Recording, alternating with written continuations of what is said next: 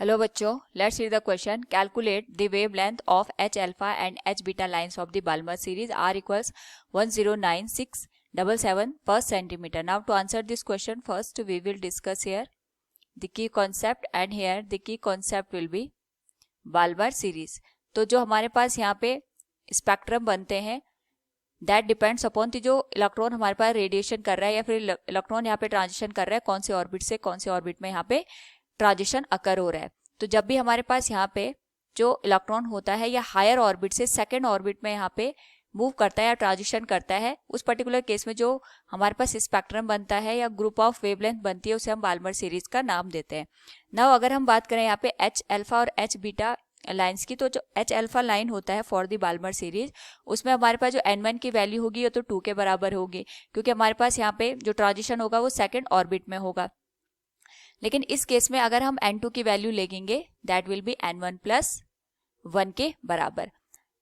और जो h beta lines होगी उसमें भी हमारे पास जो n1 की वैल्यू होगी वो 2 के बराबर होगी, बट जो n2 की वैल्यू होगी that will be n1 plus 2 के बराबर. ये हमें ध्यान रखना है. हमें यहाँ पे ये देखना होता है कि इलेक्ट्रॉन कौन से ऑर्बिट से कौन से ऑर्बिट में ट्रांजिशन कर रहा है. तो बाल्मर सीरीज में जो फाइनल हमारे पास डेस्टिनेशन होगा इलेक्ट्रॉन का that will be the second orbit. लेकिन कहाँ से आएगा वो डिपेंड करता है कि एच अल्फा सीरीज बन रही है एच बीटा.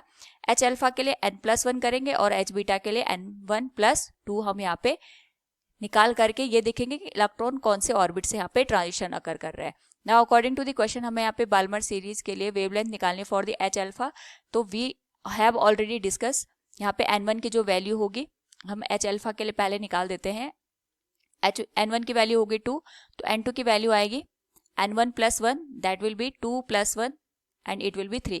यानी इलेक्ट्रॉन यहाँ पे थर्ड ऑर्बिट से सेकंड ऑर्बिट में ट्रांजिशन करेगा. और इस पर्टिकुलर केस में जो वेवलेंथ होती है it is given as 1/λ equals r into 1/n1 square minus 1/n2 square. Now यहाँ पे हमारे पास जो वैल्यू निकल के आएगी it will be 1/λ equals r into n1 की वैल्यू हमारे पास है 2 के बराबर और n2 की वैल्यू है 3 के बराबर. तो यहाँ से we can write the whole value will be 1/λ equals r into 1/4 minus 1/9.